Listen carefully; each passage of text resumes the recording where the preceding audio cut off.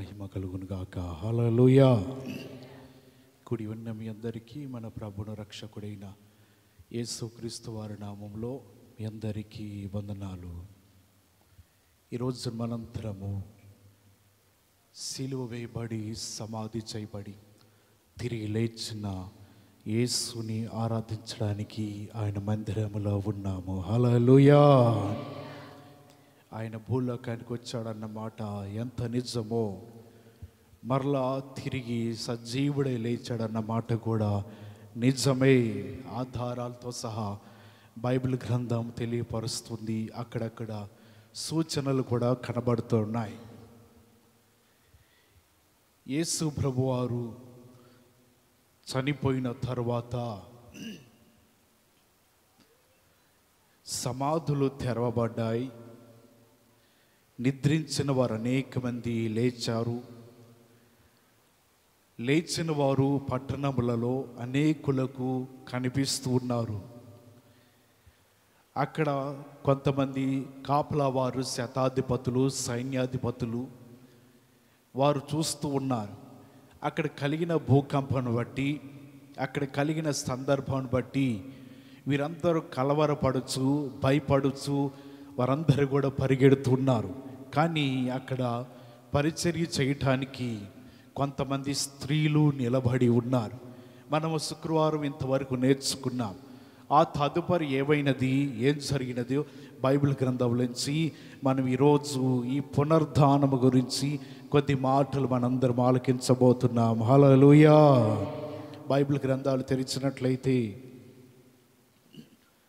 మత్తయి రాసిన సువార్త 27వ అధ్యాయము 62వ వచనం నుంచి కూడా మనకి చరిత్ర కనబడుతుంది. 4 సువార్తల్లో కూడా ఈ చరిత్ర రాయబడి ఉంటుందంట. చదవండి 62వ వచనము.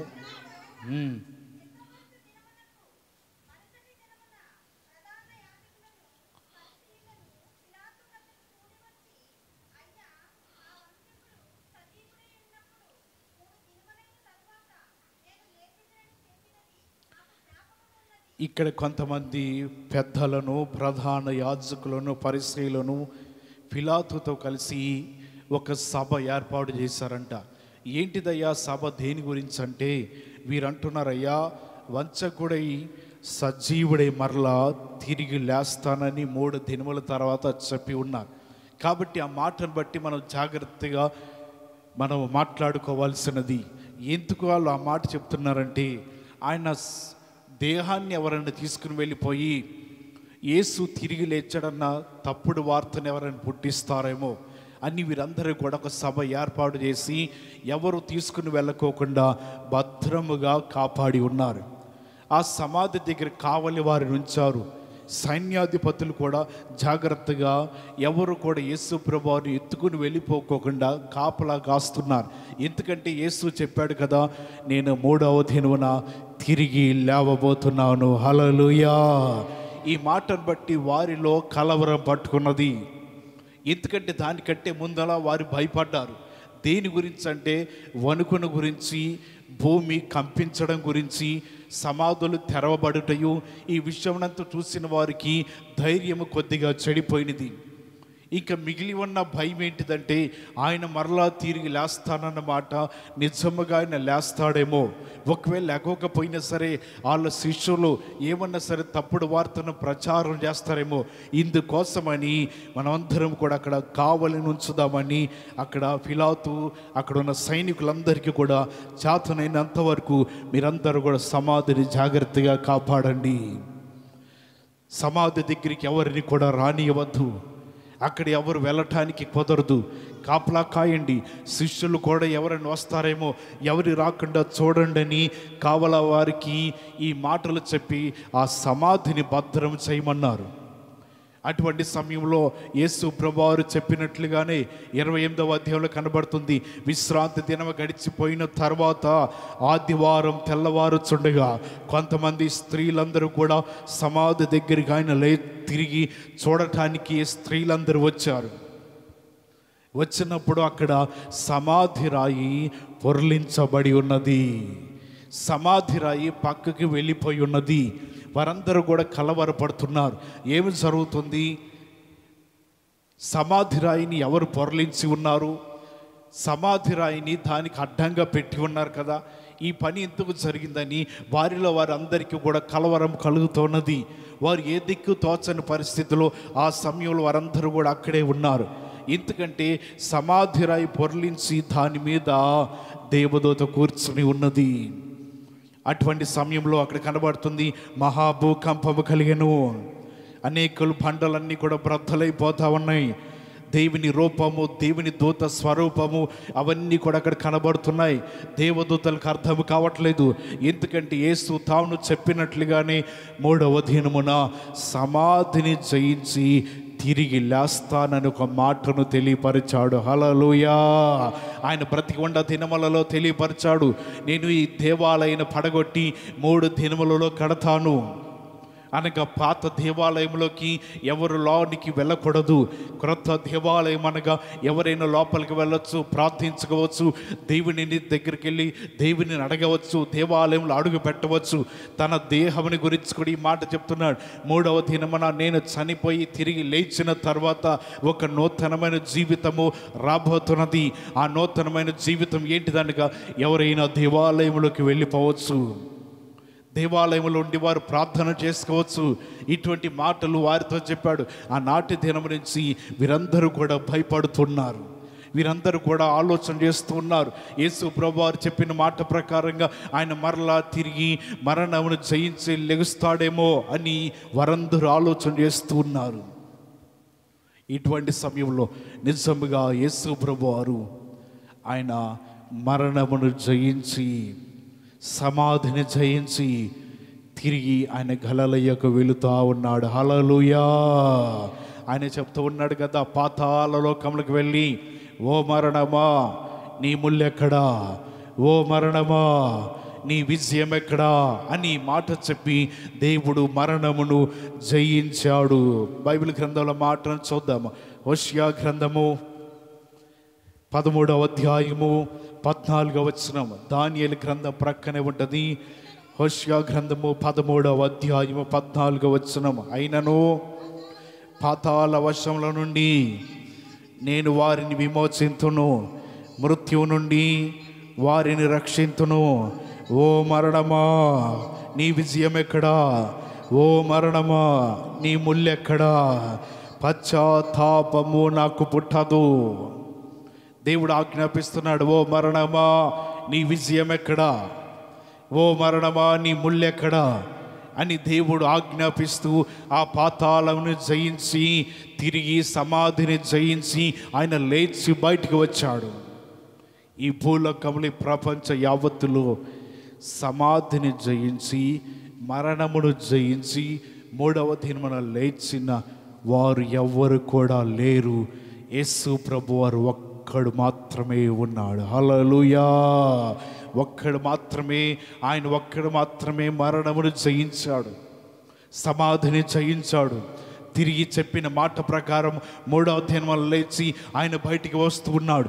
ఇటువంటి మాటలన్నీ కూడా చెప్పిన మాట ప్రతి మాట ప్రకారంగా ఆయన చేయగలడని ఈ నాయకులకు, ప్రధాన యాజకులకు, అలాగే పిలాతుకు, అక్కడ ఉన్న వారందరికీ కూడా ఈ మాటలు వారికి తెలుసు. తెలిసిన నాటి నుంచి కూడా వారిలో భయము, వారిలో ఆందోళన, సమాధి దగ్గర భద్రత పెడుతున్నారు. ఎంతమంది భద్రత పెట్టినా, ఎంతమంది కావలి వారున్నా ఆయన ముందు ఏది కూడా నిలవలేదు. హల్లెలూయా! స్త్రీలందరూ కూడా సుగంధ ద్రవ్యములను తీసుకుని వచ్చారంట. దేనికంటే యేసు దేహానికి పొయ్యాలి, దేహము పాడైపోకోకుండా ఈ సుగంధ ద్రవ్యములన్నిటిని కూడా ఆయన శరీరం పైన ఉంచాలని వారందరూ కూడా అక్కడ నిలబడి ఉన్నారు.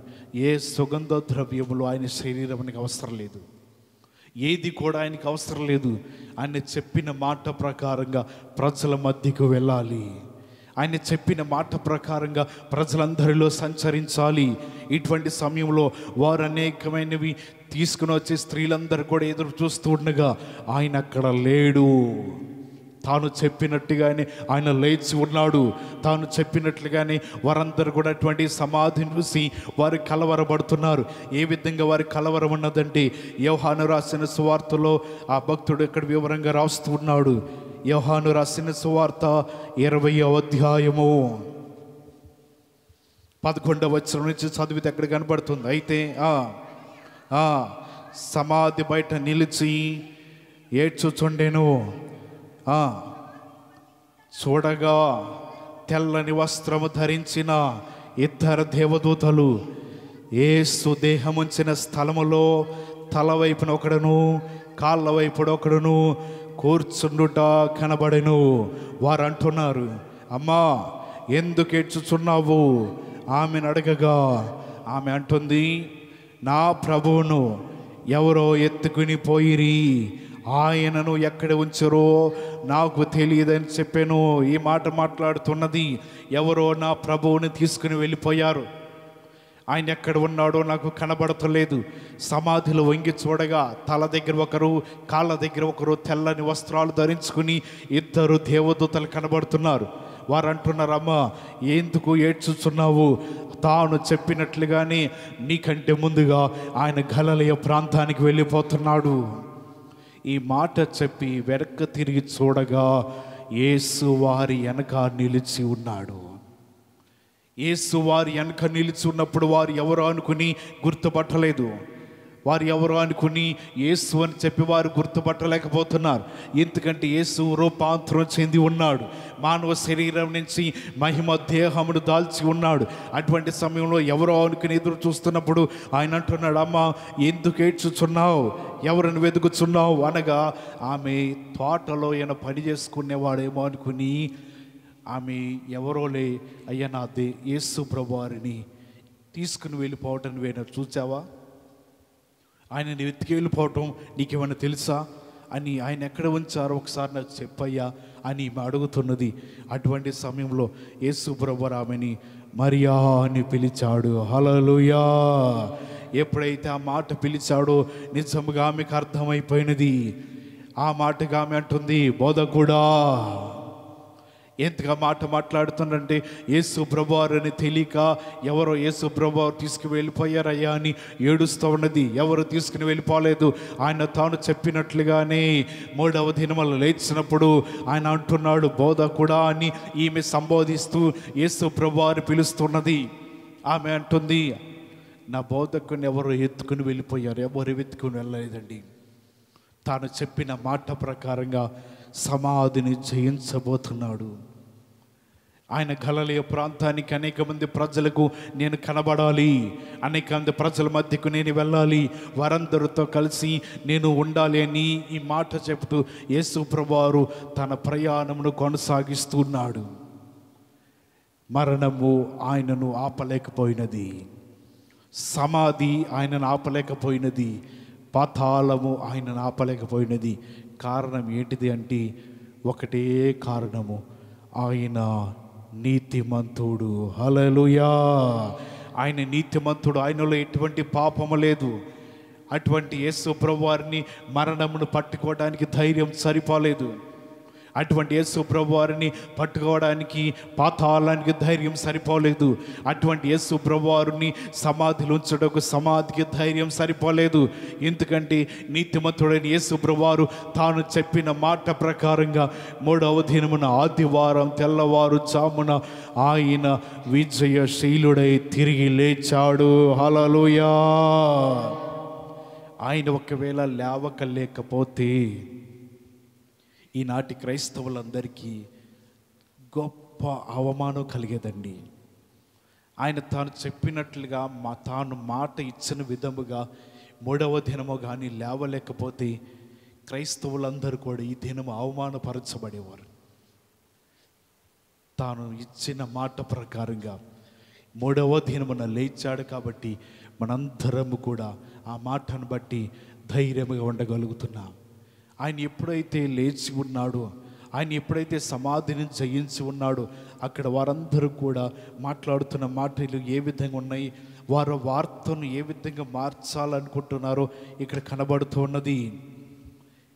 మత్తయి సువార్తకి వచ్చేద్దాం. అక్కడ కనబడుతుంది యేసు ప్రభువారు ఏ విధంగా ఆయన లేచి ఉన్నాడో. లేచిన తర్వాత జరిగిన సందర్భం ఏంటిదో 28వ అధ్యాయము 11 నుంచి వచనాల కనబడుతుంది.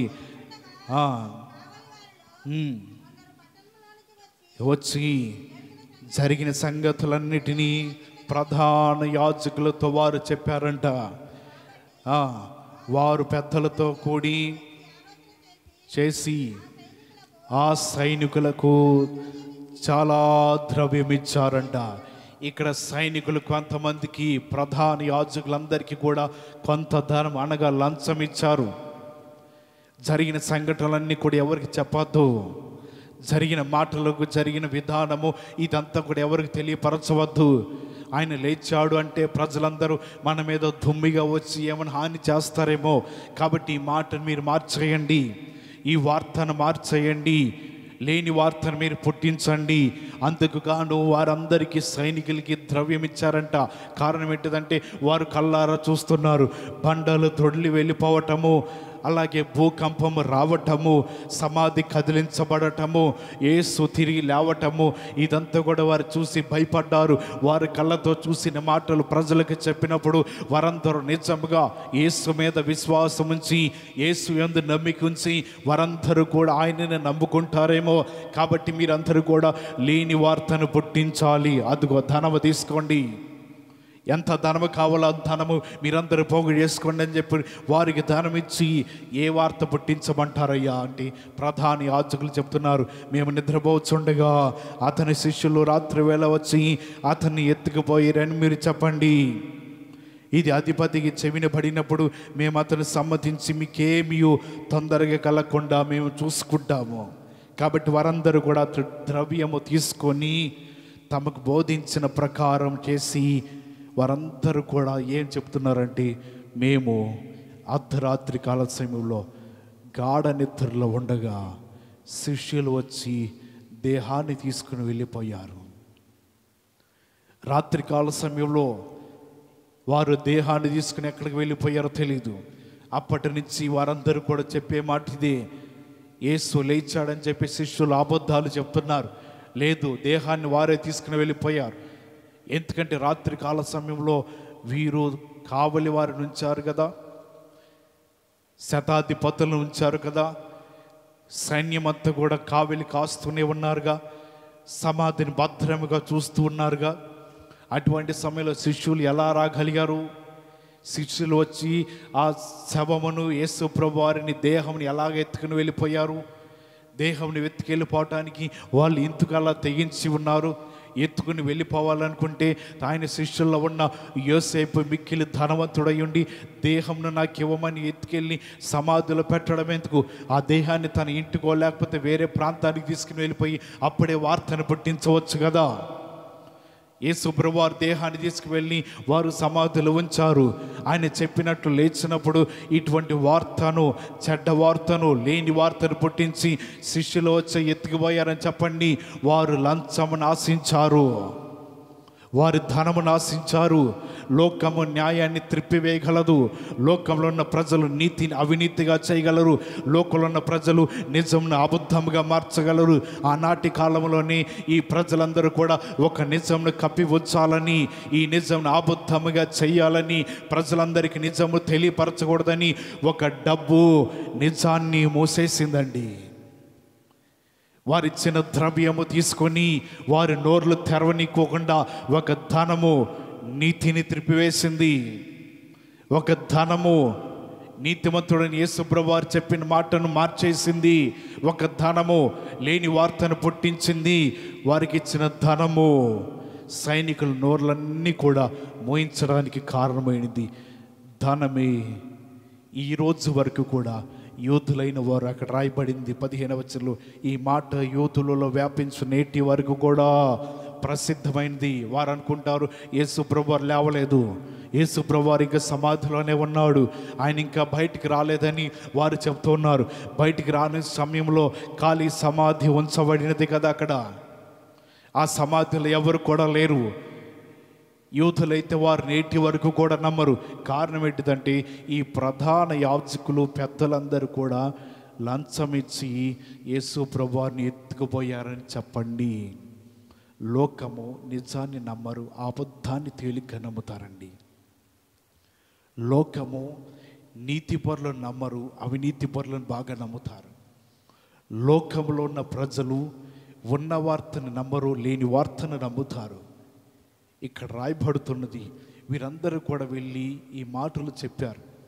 చెప్పినప్పుడు కొంతమంది చూశారు, శిష్యులు పరిగెత్తుకుంటూ వెళ్ళి చూశారు, స్త్రీలైన వారు కొంతమంది వెళ్ళి చూశారు. అందరూ వెళ్ళి చూస్తే సమాధి ఖాళీగా ఉన్నది. అనేక మంది ప్రజలు ఈ వార్తను వారిలో వ్యాపించి ఉన్నప్పుడు వారు నేటి వరకు అనుకునేది ఏంటిదంటే యేసు ప్రభువారి దేహాన్ని ఎవరో ఎత్తుకుని వెళ్ళిపోయారు, తీసుకుని వెళ్ళి ఎక్కడో పాతి పెట్టారు, ఆయన చెప్పిన మాట ప్రకారం లేవలేదు అని రాయబడుతున్నది. వీరు దేవుని రాకడ పర్యంతరం వరకు కూడా ఎవరు నమ్మరండి. దేవుని రాకడ వరకు వీరి జీవితాల్లో యేసు ప్రభువారు తిరిగి సజీవుడే లేచారన్న మాట వారు నమ్మరు. దేవుని రాకడ సమయంలో ఎప్పుడైతే యెరూషలేము వీధులలో మోషేయు ఏలియాయు వారు సంచరిస్తూ దేవుని సువార్తను తెలియపరుస్తూ ఉంటారు. యేసు ప్రభువారు లేచి ఉన్నాడు, మెస్సయ్య మరణమును జయించాడు, ఆయన వార్త చెప్పడానికి రెండవ వారు మేమిద్దరము దేవుని రాజ్యం నుంచి తిరిగి వచ్చాం, ఆయన పరలోక రాజ్యం నుంచి మేము దిగి వచ్చాం అన్న మాటను వారికి తెలియపరుస్తున్నప్పుడు వారి జీవితాలు అప్పటికీ కూడా నమ్మరు. ఏలియాయు అలాగే మోషేయు ప్రవక్తలు చెప్తున్న మాటలు వారు ఆలకించరండి.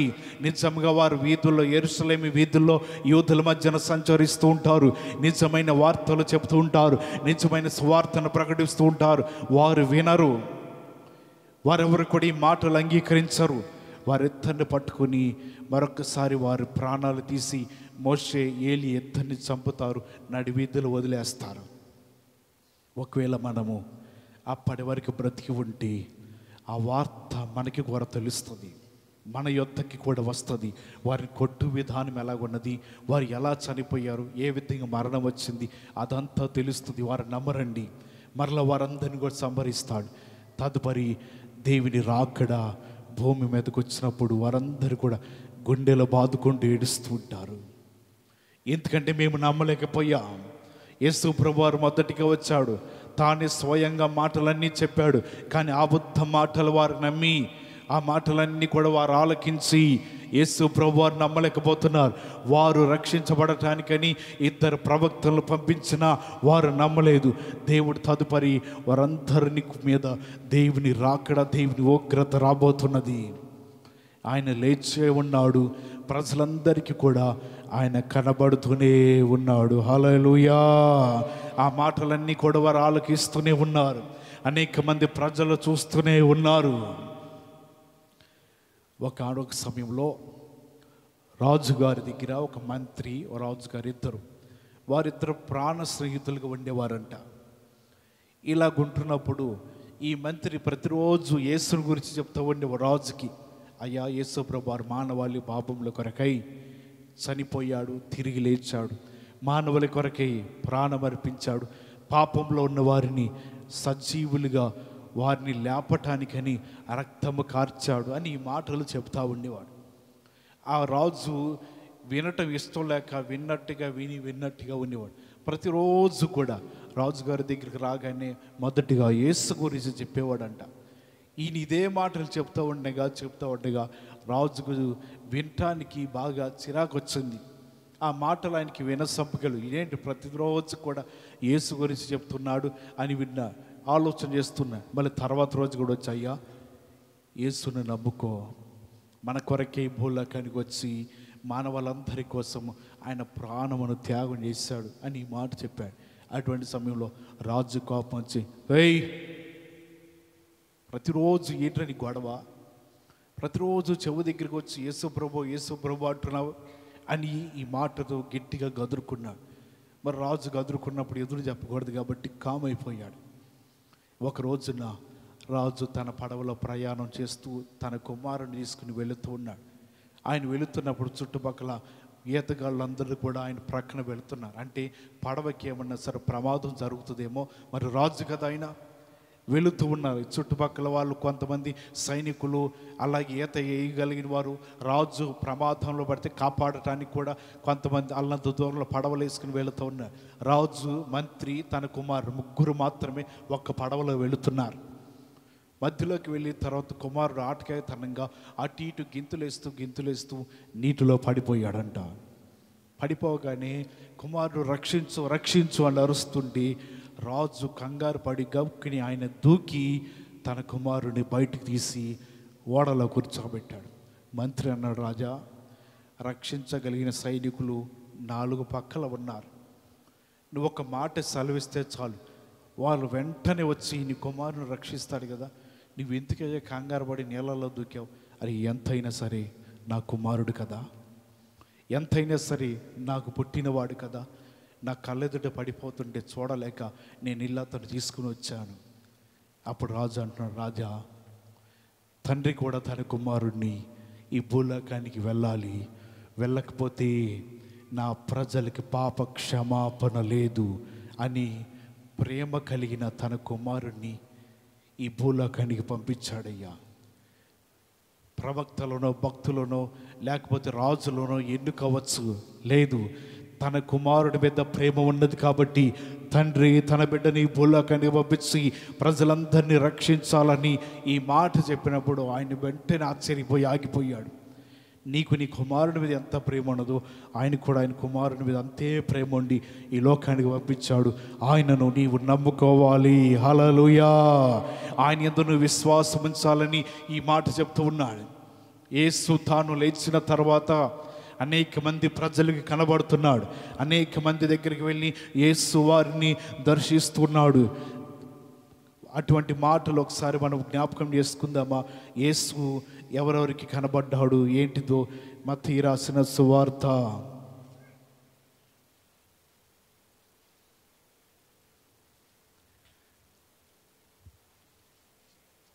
21వ అధ్యాయము.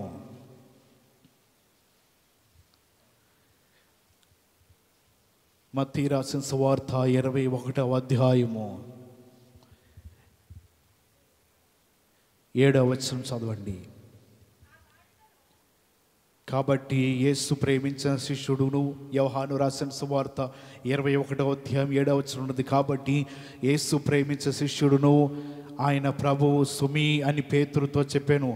అప్పుడు ప్రభు అని సీమోను పేతురు విని వస్త్రహీనుడై ఉన్నందున పైబట్టను సముద్రంలో పడవేసి ఆయన దూకివేశాడు. ఇక్కడ పేతురు ఆయనతో పాటు ఉన్నవారు కొంతమంది తిబేరియా సముద్రమున వాళ్ళు చేపలు పడుతూ ఉన్నారు. అటువంటి సమయంలో యేసు ప్రత్యక్షమయ్యాడు. అక్కడ పిల్లలారా, తినుటకు మీ దగ్గర ఏదైనా ఉండదా అంటే ఏమీ లేదయ్యా, రాత్రంతా మేము ప్రయాసపడి ఉన్నాం, ఇదిగో ఖాళీ వలలు ఉన్నాయి, ఒక్క చేప అయినను పడలేదు అని యేసు ప్రభువారితో ఈ పేతురు సమాధానం చెప్తూ ఉన్నాడు. అటువంటి సమయంలో యేసు వారికి చెప్పి మీ ధోనిలను లోపలికి నడిపించి వల వేయండి. వల వేసినప్పుడు పేతురుతో దేవుడు మాట్లాడుతున్నాడు. ఏమనంటే ఒక పదం వాడాడు అక్కడ, సుమి అని కనబడుతుంది. అంటే యేసు ప్రభువారు బ్రతికి ఉన్నప్పుడు పేతురుని బాగా ప్రేమించేవాడు. ఎక్కడికి వెళ్ళినా ఈయన వెంట వెళుతూ ఉండేవాడు. ఆ మాట చెప్పగానే పేతురు గమనించి ఈ మాట సంబోధించినట్టు పిలిచాడంటే ఈయన యేసు ప్రభువారు. వెంటనే గ్రహించి పేతురు, అయ్యా నేను చేపలు పడుతూ వస్త్రహీనుడై ఉన్నాని గబగబ సముద్రంలో దూకి ఉన్నాడు. అటువంటి సమయంలో ఆయనతో పాటు ఉన్న శిష్యులందరూ కూడా వారు వలలు వేస్తూ ఆ చేపలన్నిటి లాగుతూ ఉన్నారు. వారు వలల నిండా విస్తారమైన చేపలు వస్తున్నాయి. వారందరూ కూడా విని సంతోషిస్తున్నారు. యేసు ప్రభువారు కొద్దిగా చేపలు తీసుకొచ్చి ఈ నిప్పుల మీద కాల్చండి. కాల్చిన చేపలను యేసు ప్రభువారు వారితో కూడా కలిసి ఆయన అటువంటి ఆహారాన్ని తింటూ ఉన్నాడు. మనం చూసిన విధానం ఎన్నోసారి అంటే 14వ వచనం ఉన్నది, యేసు మృతులలో నుంచి లేచిన తర్వాత శిష్యులుగా ప్రత్యక్షమైనది ఇది 3వసారి. యేసు ప్రభువారు శిష్యులందరికీ కూడా ప్రత్యక్షమయ్యాడు. వారందరితో కూడా యేసు ప్రభువారు మాట్లాడుతున్నాడు. ఇది 3వసారి అని ఎలా చెప్పగలమంటే అదే అధ్యాయం 20వ అధ్యాయం యోహాను సువార్త 20వ అధ్యాయంలో రాబడుతుంది. శిష్యులందరూ కూడా ఆదివారము సాయంకాల సమయంలో యూదులందరికీ భయపడి వారందరూ కూడా ఒక గదిలో చేరి తలుపు వేసుకుని వారందరూ కూడా ఏం చేయాలో తెలియక లోపల ఉండిపోయారు. బయటికి రావటానికి వారికి ఏమీ ధైర్యం చాలటల్లా. వారు యోధులకు భయపడ్డారు. ఎందుకంటే యోధులు నమ్మట్లేదు కదా. యేసు ప్రభువారు లేచాడంటే, యేసు ప్రభువారు సమాధిని జయించాడంటే వారికి ఎవరికి అర్థం కావట్లా. అటువంటి సమయంలో శిష్యులందరూ కూడా రాత్రికాల సమయంలో సాయంత్రం అప్పుడు ఒక మేడగదిలో ఉండగా యేసు ప్రభువారు వారి మధ్యన ప్రత్యక్షమై నిలిచాడు. మొదటిగా చెప్తున్న మాట ఏంటంటే, మీకు సమాధానము కలుగునుగాక. ఈ మాట చెప్పి శిష్యుల మధ్య నిలబడినప్పుడు వారందరూ కూడా ఆయనను చూచి సంతోషిస్తున్నారు. ఎన్ని సంవత్సరాలు నడిచారండి శిష్యులు వారితో పాటు. ఎన్ని సంవత్సరాలు యేసు ప్రభువారు వెంట ప్రయాణం చేశారు. ఎన్ని సంవత్సరాలు వారి జీవితాలు యేసు ప్రభుతో పాటు కలిసి నడిచారు. వెంటనే చనిపోయిన యేసు ప్రభువారు తిరిగి వారి మధ్య నిలబడ్డారని కానీ వారికి పట్టరాని సంతోషం అండి, వాళ్ళకి పట్టరాని ఆనందము. యేసు ప్రభువారు అంటున్నారు, ఇదిగో నా చేతుల గాయాన్ని చూడండి, నా చేతుల్లో ఉన్న కాళ్ళకున్న గాయాలు చూడండి. నిజముగా నేను చెప్పిన మాట ప్రకారం లేచి మీ వద్ద నిలబడి ఉన్నానని చెప్పగా శిష్యులందరూ ప్రభువుని చూసి వారందరూ కూడా సంతోషిస్తూ ఉన్నారు. అటువంటి సమయంలో యేసు ప్రభువారు వచ్చిన తర్వాత వారి మీదకి అదే రోజు పరిశుద్ధాత్మ దిగి వచ్చినది. హల్లెలూయా. వారందరూ కూడా దేవుని ఆత్మచేత వారందరూ నింపబడి ఉన్నారు. దేవుని ఆత్మచేత నింపబడి వారందరూ ఆనందిస్తున్నారు. ఆత్మలో వారందరూ సంతోషిస్తున్నారు. అటువంటి సమయంలో ఈ శిష్యులందరిలో కూడా ఎవరు లేరంట, అనుమానం కలిగిన తోమా లేడంట. ఆ తదుపరి తోమా ఉన్నప్పుడు మరొకసారి వచ్చాడు యేసు ప్రభువారు. రెండవసారి వచ్చి తోమా దగ్గరికి వెళ్ళి మరలా శిష్యులందరితో మీకు సమాధానము కలుగునుగాక అని చెప్పి తోమాని చూసి నీ వేలు నా చేతి గాయాల్లో ఉంచు అన్నాడు. యేసు ప్రభువారి చేతిలో ఉన్న గాయాల్లో ఈయన వేలు పెట్టాడు. తన ప్రక్కలో బల్లెంతో పొడిచారు కదా, ఇగో ఈ గాయాన్ని కూడా చూడన్నాడు. ఈ రెండు చూసిన తర్వాత అప్పుడు ఆయన విశ్వసించాడు, మా బోధకుడు తిరిగి లేచి వచ్చాడు. హల్లెలూయా. యేసు ప్రభువారు మరలా మా మధ్యకి వచ్చాడు. ఆయన అంటున్నాడు, అల్ప విశ్వాసి, చూచి నమ్మిన వాడి కంటే చూడక నమ్మినవాడు ధన్యుడు. యేసు ప్రభువారు లేచాడని మనం నమ్ముతున్నాం. ఆయన లేచాడు, ఇది నిజమే. నమ్ముతున్న మనందరము కూడా ఆయన దృష్టిలో మనందరము ధన్యులమే. దేవుని దృష్టిలో మనందరం చూడకోకుండానే యేసు ప్రభువారు లేచాడు, సజీవుడై ఉన్నాడని మనం నమ్ముతున్నాం. దేవుడు అంటున్నాడు, మీరందరూ కూడా ధన్యులే. తోమా సమయంలో నమ్మాడు, యేసు ప్రభువారు చూచాడు. అది రెండవసారి.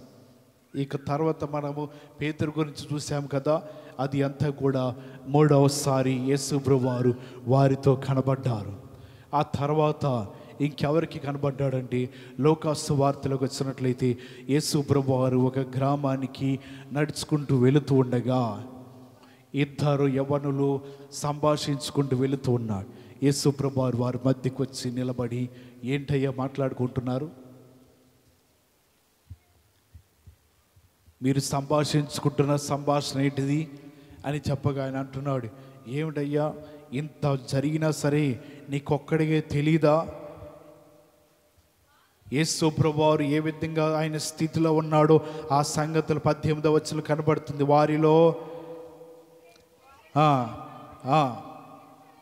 యెరూషలేములో బస చేయుచుండి ఈ దినములలో అక్కడ జరిగిన సంగతులు నీకు ఒక్కడికే తెలియదా? ఏమిటయ్యా నీకు ఒక్కడికే తెలియదా?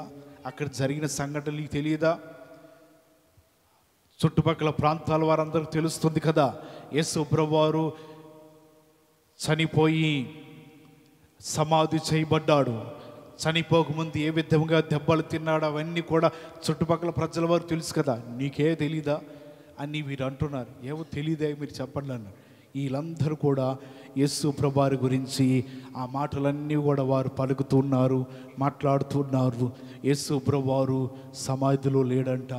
స్త్రీలందరూ వెళ్ళి చూశారంట, సమాధి ఖాళీగా కనబడుతుందంట. ఆ తర్వాత ఆయన కలలోకి వెళ్ళిపోయాడని ఇకటైట మాటలన్నీ కూడా వస్తూ ఉన్నాయి. నీకు ఒక్కడికే తెలీదా ఏంటి అని వీరందరూ మాట్లాడుతున్నారు. అటువంటి సమయంలో వారి గ్రామానికి వచ్చేసారు మాట్లాడుకుంటా. ఇలాగ వచ్చినప్పుడు యేసు ప్రభువారిని అంటున్నారు, అయ్యా చీకటి పడిపోతుంది, నీవు మాతో పాటు ఉండు అన్నాడు. యేసు ప్రభువారు రొట్టె తీసుకుని ప్రార్థన చేసి కృతజ్ఞతలు చెల్లించి వారి నోటికి అందించాడు. వారు తినగా నేత్రాలు తెరవబడ్డాయి. హల్లెలూయా. వారప్పుడు గుర్తుపట్టి ఆయనను చూద్దామనుకునే సమయానికి అదృశ్యమైపోయాడు. అటువంటి సమయంలో వారు అంటున్నారు, ఆయన త్రోవలో మనతో మాట్లాడవచ్చు, లేఖనములను మనము బోధించుచున్నప్పుడు మన హృదయము మండలేదా అని ఒకడినొకడు చెప్పుకుంటూ ఉన్నారు. ఇలాగ వీరందరూ కూడా ఆ వార్తను చుట్టుపక్కల ప్రజలందరికీ తెలియపరుస్తూనే ఉన్నారు. చుట్టుపక్కల ప్రాంతముల వారికి అందరికీ యేసు ప్రభువారి గురించి తెలుస్తుంది, మాటలు చెప్తా ఉన్నారు, కనబడిన వారందరూ తెలియపరుస్తున్నారు. కానీ యూదుల్లో మాత్రం ఆ మాట నమ్మట్లేదండి. నిజానికి ఎంత బలం ఉందో ఆ అబద్ధానికి దానికంటే డబల్ ఉందండి బలం. స్త్రీలు చెప్తున్నారు, శిష్యులు చెప్తున్నారు, ఇక్కడ ఉన్న ఎమ్మాయి గ్రామానికి వెళుతున్న ఇద్దరు బిడ్డలు చెప్తున్నారు, అక్కడక్కడ కొంతమంది కనబడుతూనే ఉన్నారు. ఇంతమంది ఆ నోట వార్తంతా పాకుతున్నా సరే యూదులు మాత్రం నమ్మట్లేదు. చూసారు అబద్ధానికి ఎంత శక్తి ఉన్నదో. పొరపాటుని నమ్మట్లేదండి. యూదులైన వారు ఈ రోజు కూడా యేసు ప్రభువారు లేచారంటే వారికి అర్థం కావట్లేదు. ఆయన లేవలేదు, ఆయన ఎత్తుకుపోయారా ఎవరా అని వారందరూ కూడా అదే వార్త నమ్ముతున్నారు. కనబడిన వారందరూ కూడా అసలు వారి నోట్లో మాట తాగట్లేదే. వారందరూ కూడా చెప్తున్నాను, యేసు ప్రభువారు లేచాడు, యేసు ప్రభువారు ఫలానా ప్రాంతంలో మాకు కనబడ్డాడు, ఆయన మాతో మాట్లాడి ఉన్నాడు, ఒక రొట్టెను విరిచి మా నోటికి అందించాడు, వెంటనే మా నేత్రాలు తెరవబడ్డాయి, ఆయన అదృశ్యమైపోయాడని ప్రజలందరికీ మాటలు చెప్తున్నా వారు నిజాలు నమ్మట్లేదండి. వారు ఒకటే మైండ్లో ఉండిపోయింది, యేసు ప్రభువారు లేవలేదు అని. ఎందుకంటే ఈ వార్త ప్రజలందరూ వెళ్ళిపోవటం వలన వారందరి జీవితాలు ఇలాగ జీవిస్తున్నట్లుగా లేఖనములలో మనకి కనబడుతూ ఉన్నది. కాబట్టి దేవుని మాటలు వింటున్న మన జీవితంలో నేర్చుకోవాల్సింది యేసు తానిచ్చిన వాగ్దానము బట్టి సజీవుడై తిరిగి లేచాడు. హల్లెలూయా. తాను చెప్పిన మాటను బట్టి యేసు ప్రభువారు ఆ సమయంలో ప్రజలందరికీ కూడా ఆయన కనబడుతున్నాడు. వారందరి మధ్యన కూడా ఆయన సంచరిస్తూనే ఉన్నాడు. ఒకానొక సమయంలో యథార్థమైన ఒక సంఘటన జరిగింది. సౌదీ అరేబియా ఆ దేశంలో ఖర్జూర చెట్లు బాగా ఉంటాయి అంట. ఒక రైతు ఖర్జూరపు చెట్టు ఎక్కి దాని కాయలు కోయటానికి వెళ్ళాడు. పైకెక్కాడు. పైకెక్కి కాయలు కోస్తూ ఉండగా ప్రమాదవశాత్తు జారి కింద పడ్డాడు. ఈయన కింద పడే టైంలో ఒక వ్యక్తి చెట్టు కింద నుంచి నడుచుకుంటూ వెళ్తున్నాడు. ఈయన పడతాం ఆయనే పడ్డాడు. పడగానే పడినోడు బాగానే ఉన్నాడు, కానీ కింద ఉన్నాడు చూసారా, ఆడు చచ్చిపోయాడంట. తన భార్య రాజు దగ్గరికి వెళ్ళి, నాకు న్యాయం చేయండి, ఏం జరిగిందా, నా భర్త చనిపోయాడు. ఎలాగా, ఎవడెవడో చెట్టు ఎక్కి కింద పడ్డాడయ్యా, చనిపోయాడు. రాజు అన్నాడు, కావాలని చేశాడా అన్నాడు. లేదయ్యా కావాలని కాదు, ఆడు పడ్డాడు, ఈడు చచ్చిపోయాడు అన్నాడు. సరే ఇప్పుడు నీకేం కావాలన్నాడు. పడినోడు కూడా అట్టగా చచ్చిపోవాలంటేవా, ఇదేం కోరిక నీకు? ఏమన్నా డబ్బులు కావాలంటే అడుగు, నేను ఇప్పిస్తా. ధనం కావాలా, ఏమైనా అన్యాయం జరిగిందా, తక్కువ జరిగిందా చెప్పు. కాదు, నా భర్త చనిపోయినట్టు ఈడు కూడా అట్టగా చచ్చిపోవాలి. కావాలని చేయలేదంటున్నాగా, మరి ఎలా చనిపోతాడు ఆయన? కొంత డబ్బు అడుగు, ఇస్తాను. లేకపోతే నీకెంత కావాలో అంత అడుగు, అదైనా ఇప్పిస్తాను. నాకు అలా వద్దు, అస్సలు సత్యం మీరు వింటలేదండి. రాజు మాట అంగీకరించట్లే, ఆడు కూడా చచ్చిపోవాలంటుంది. ఈ మాట వినివన్నాను, ఒక పని, నువ్వు చెట్టెక్కు, ఆడు నీ కింద ఉంచుంటాడు, నువ్వు అమాంతంగా పడు, ఆడి మీద దెబ్బకు చచ్చిపోతాడు. ఆ పని చెప్పో, నేనే తీసుకొస్తా, నీ చెట్టు కింద ఉంచబడతా. వద్దయ్యా అని మరి అదేంటమ్మా వాడు చచ్చిపోవాలంటున్నావు కదా, మరి వాడిని చంపడానికి ఎవడెక్కుతాడు చెట్టు? నువ్వెక్కువ, చెట్టు ఎక్కువ, కింద నుంచి పెడతాను. వద్దులేయ్యా, ఆడొక్క అడుగు ఎట్టేసాడనుకో ఊరు సగానికి ఉంది, దెబ్బకు చచ్చిపోద్ది కింద పడి. ఇక లేవనుకో పడతంతో కింద నుంచి వీల్ చైర్ వచ్చేస్తుంది. వద్దులేయ్యా. మరి ఇందాక నేను చెప్తున్నా కదా, కొంత డబ్బు కావాలంటే అడుగు, కావాలని చేసింది కాదుగా. సర్లేయ్యా, ఎంతో కొంత డబ్బు ఇప్పచ్చండి, వెళ్ళిపోతాం. ఆడు చెట్టు కింద నుంచి అవద్దు, నేను చెట్టు పైనుంచి పడవద్దు. ఎందుకు? చనిపోయిన దానికి తిరిగి ప్రాణానికి ప్రాణం కోరుకుంటుంది ఆమె. యేసు ప్రభువారు చనిపోయి మరలా అనేక మందికి జీవాన్ని పోసాడు. హల్లెలూయా. నేటి క్రైస్తవులందరూ కూడా ఈ విధంగా సంతోషిస్తున్నామంటే ఎవరు చేయలేని త్యాగము, ఎవరు చేయలేని అద్భుతము, ఎవరు తిరిగి లేవలేని విధముగా యేసు ప్రభువారు ఒక్కడే చెప్పినట్లుగా 3వ దినమున మరణమును జయించి, సమాధిని ఓడించి, అపవాదిని ఎదిరించి ఆయన తిరిగి సజీవుడై భూలోకానికి ప్రజలందరి మధ్యన ఆయన కనబడుతున్నాడు. కారణం ఏంటిదంటే యేసు ప్రభువారు అంత త్యాగశీలుడై ఉన్నాడు. చెప్పిన మాట ప్రకారంగా తాను చేశాడు, ఆ మాట ప్రకారం జరిగించాడంట. ఆఖరి మాట చెప్పి నేను ముగిస్తాను. లూకా రాసిన సువార్త 27వ అధ్యాయం 24వ అధ్యాయము 50వ వచనం.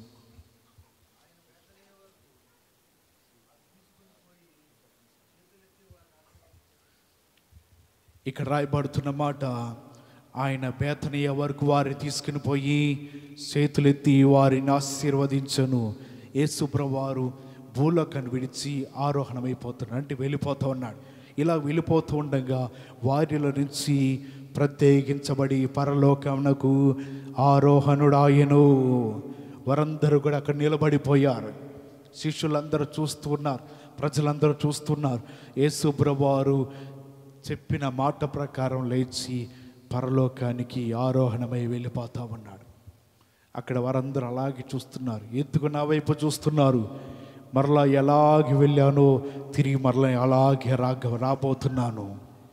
నేను వచ్చినప్పుడు నాతో పాటు మిమ్మల్ని అందరినీ కూడా తీసుకుని వెళతానని యేసు ప్రభువారు మాట చెప్పి ఉన్నాడు. ఆ మాట ప్రకారంగా వారందరూ చెడ్డ వార్తను ప్రచురించవచ్చు, లేకపోతే లేని వార్తను పుట్టించవచ్చు, వారు లంచమును ఆశించి యేసు ప్రభువారు లేవలేదని చెప్పవచ్చు. అయినా సరే ఈ శిష్యులందరూ కలిసి యేసు ప్రభువారు విడిచిపెట్టిన సేవ పరిచర్యను వారు చేస్తున్నారు. సువార్తను ప్రకటిస్తున్నారు, వేల మందిని మారుస్తున్నారు, వేల మందికి బాప్టిజం ఇస్తున్నారు. ప్రతి ఒక్కరి మీద చేతులుంచి పరిశుద్ధాత్మల వారిని అందరినీ ఆనందింపజేస్తున్నారు. అందరినీ కూడా యేసు ప్రభువారు తిప్పుతున్నారు. వారందరూ కూడా మార్చబడుతున్నారు. లేని వార్తను పుట్టించిన దేవుని మాట ఆగలేదు కదా, దేవుని సువార్త ఆగలేదు కదా, దేవుని మాటలన్నీ కూడా ఏమీ మార్చబడలేదు కదా. వారందరూ కూడా ఇదే వార్త పట్టుదల కలిగి యేసు చనిపోయి సజీవుడు లేచాడు, యోధుల నమ్మకపోవచ్చు కానీ ప్రపంచంలో ఉన్న ప్రతి ఒక్కరు, ప్రతి సంఘంలో ప్రతి ఒక్కరు కూడా నమ్ముతూనే ఉన్నారు. శిష్యులందరూ కూడా ప్రయాసపడి భారం కలిగి ఉన్నారండి. యేసు ప్రభువారు వెళ్ళిపోయారు, ఇంకా మనం ఏం చేస్తాంలే, బలహీనులైపోయాం, ఆయన ఉంటే మాకు కొండంత ధైర్యము అని చెప్పి వారందరూ కూడా అశ్రద్ధ కలిగి లేరండి. వారిలో పట్టుదల వచ్చింది, వారు పౌరుషం కలిగి ఉన్నారు. యేసు ప్రభువారు లేవలేదని ఎందుకు చెప్తున్నారు? మేమే కదా సమాధిలోకి చూసింది, యేసు ప్రభువారు లేడని ఎందుకు చెప్తున్నారు? వీరందరూ కూడా స్వార్థన చెప్తూ శిష్యులందరూ తల ఒక దిక్కుని వెళ్ళిపోయి వారందరూ కూడా నిలబడి ఉన్నారండి. వారందరూ కూడా దేవుని పని కొరకు నిలబడ్డారు, దేవుని స్వార్థను ప్రకటిస్తున్నారు. ఇదిగో యేసు ప్రభువారు భూలోకానికి వచ్చి ఏ విధంగా మరణించి ఉన్నాడో, ఏ విధంగా ఆయన దేవుని రాజ్యానికి వెళ్ళాడో మరలా అదే రీతిలో రాబోతున్నాడు. అందరూ మారు మనసు పొందండి, అందరూ రక్షణ పొందండి అని స్వార్థను శిష్యులందరూ కూడా చెప్పి అనేక సంఘాలు స్థాపించి దేవుని పని కొరకు నడుము కట్టుకుని పౌరుషం కలిగి నిలబడిన వారి శిష్యులందరూ కూడా వారెవరు అంతటితో ఆగిపోలేదండి. బోధకుడు లేడు కదా, యేసు ప్రభువారు వెళ్ళిపోయారు కదని వారి జీవితంలో వారి పనిని ఆపలేదు. అలాగే వారి పనిని కొనసాగిస్తూనే ఆయన కొరకు వారందరూ ప్రయాసపడ్డారు, దేవుని కొరకు నిలబడ్డారు. వారు చెప్తున్న మాట ఏంటిదంటే, అయ్యలారా ఆయన ఎలాగెళ్ళాడో మరలా అలాగే వస్తాడు. ఆయన రాకడ కొరకు మీరందరూ ఎదురు చూడండి. ఆయన పరలోకమునికి వెళ్ళిపోయి తండ్రి కుడి పార్శ్వమున ఆసీనుడై ఉన్నాడు. రేపటి దినమున కడబోర శబ్దముతో మధ్య ఆకాశానికి వచ్చి బోరను ఓదపోతున్నాడు. అటువంటి సమయంలో మెలకువగా ఉండి సిద్ధముగా ఉన్న వారందరూ రెప్పపాటున ఆయనతో పాటు ఆరోహణం అవుతారు. ఆయన వచ్చే వరకు ఎదురు చూడండి. వస్తాడు, నిజమే. యేసుప్రభువు వారు వచ్చాడు, చనిపోయి తిరిగి లేచాడన్నమాట నిజమే. మరలా మేఘారుడే వస్తాడన్నమాట కూడా నిజమే. దీన్ని నమ్మి ఎవరైతే విశ్వసిస్తారో రెండవసారి నమ్మిన వారి కొరకు వస్తున్నాడు. మొదటిసారి నమ్మని వారి కొరకు పాపుల నిమిత్తమై వచ్చాడు. రెండవసారి నమ్మిన వారు ఉండి వారిని తనతో పాటు తీసుకుని వెళ్ళటానికి రాబోతున్నాడు. ఆయన కొరకు మనం ఎదురు చూసి నిలబడినట్లయితే మనందరము దేవునిలో బలముగా కొనసాగగలం. ఈ మాటలు బట్టి దేవుడు మిమ్మల్ని అందరినీ మేలుతో నింపునుగాక. అందరూ తలలు వంచండి, ప్రార్థన చేసుకుందాం. చెప్పబడిన ప్రతి మాటలు మనందరి జీవితంలో ఫలభరితంగా ఉన్నట్లుగా దేవుడి దగ్గర మనందరము మన కొరకై చెప్పిన మాట ప్రకారంగా సజీవుడై లేచి ఉన్నాడు యేసు. మనందరి కొరకై మరణమును జయించి ఉన్నాడు యేసు. మనందరి కొరకై పాతాళమును జయించి ఉన్నాడు యేసు. మనందరి కొరకై ఆయన అంటున్నాడు, ఇదిగో మరలా నేను రాబోతున్నాను, మేఘారుడై మీ మధ్యకి నేను రాబోతున్నాను. ఎవరైతే నమ్మి బాప్టిసం పొందుతారో వారందరినీ కూడా నా రాజ్యానికి నేను తీసుకుని వెళ్ళబోతున్నాను ఆయన చెప్తున్నాడు. ఎందుకు మీరు అలా చూస్తున్నారు? నేను ఎలాగే వెళ్ళి ఉన్నాను, మరలా ఆయన అలాగే తిరిగి రాబోతున్నాడు. ఆ మాటని శిష్యులందరూ కూడా ప్రచారం చేస్తున్నారు. యేసు ప్రభువారు శక్తిమంతుడై ఉన్నాడు. ఆయన త్యాగమును గుర్తు చేస్తున్నాడు. ఆయన చేసిన పనిని గుర్తు చేస్తున్నాడు. మరణమును, పాతాళమును, సమాధిని, సమస్తమును కూడా ఆయన జయించి ప్రాణముతో లేచి ఉన్నాడు. ప్రజలందరికీ కనబడుతున్నాడు. తండ్రి, మా కొరకై మరణము జయించి ఉన్నావు. మేమందరము సజీవుడు పైన నిన్ను మాత్రమే మేము వెంబడిస్తున్నాం. మృతుల లోకంలో ఉన్నవాడు కాదు నీవు, పాతాళ లోకంలో ఉన్నవాడు కాదు. సజీవుడై తిరిగి లేచిన యేసుని మనము కలిగి ఉన్నాం. మన ధన్యులము. సజీవుడై ఉన్న యేసుని మనం ఆరాధిస్తున్నాం. మనందరం కూడా శ్రేష్ఠులము. మనము కూడా సజీవులమై ఉన్న మనమే దేవునిని ఆరాధిస్తున్నాం, ఆయనను మహిమపరుస్తున్నాం. యేసు ప్రభువు వెళ్ళిపోయాడు అని మనం ఎదురు చూస్తున్నాం. ఆయన రాకడ కొరకు కూడా మనం ఎదురు చూడాలి. ఆయన కొరకు కూడా మనం నిరీక్షణ కలిగి కనిపెడుతుండాలి. మన నిరీక్షణ మనల్ని సిగ్గుపరచు. ఆయన లేస్తాడన్న మాట ప్రధాన యాజకులు భయం కలిగిస్తుంది. చెప్పిన మాట ప్రకారం జరుగుతుంది. మంచి బాధలు చెందుతున్నారు, నిద్ర పడతలేదు. భయము వారిని భయము పట్టి పీడిస్తున్నది. ఆయన నిజంగా జీవం గల దేవుని కుమారుడే అని తెలుసుకున్న ప్రజలందరూ కూడా అదే విధంగా మనందరూ ఎదురు చూస్తున్నారు. నిజంగా వారికి ఏంటి తోచాలో, ఏం చేయాలో తెలియని పరిస్థితిలో వారందరూ అనుకుంటున్నారు. ఏం చెయ్యాలి మనము? ఆయన చెప్పినట్లుగా లేచి ఉన్నాడు కదా, సమాధి లేచి బయటకు వచ్చి ఉన్నాడు కదా. చెప్పినది ఆయన చేసి ఉన్నాడు. ఆయన మాటలు ఎన్నడూ కూడా గతించవు. కాబట్టి నాడు మనందరం కూడా ఆలోచించవలసినది సిలువ వేయబడిన క్రీస్తుని కాదు, సిలువ మరణమును జయించి సమాధిని జయించిన క్రీస్తుని మనందరం వెంబడిస్తున్నాము. దీనిని బట్టి మనం అతిశయిస్తూ దేవుని ఎందుకు సంతోషించాలని తెలియపరుస్తూ ప్రార్థన చేసుకుందాం. చెప్పబడిన మాటలు మన జీవితాల్లో ఫలభరితంగా ఉన్నట్లుగా ఆత్మచేత ప్రేరేపణ కలిగిన వారు ఎవరైనా ఒకరు ప్రార్థన చేయండి.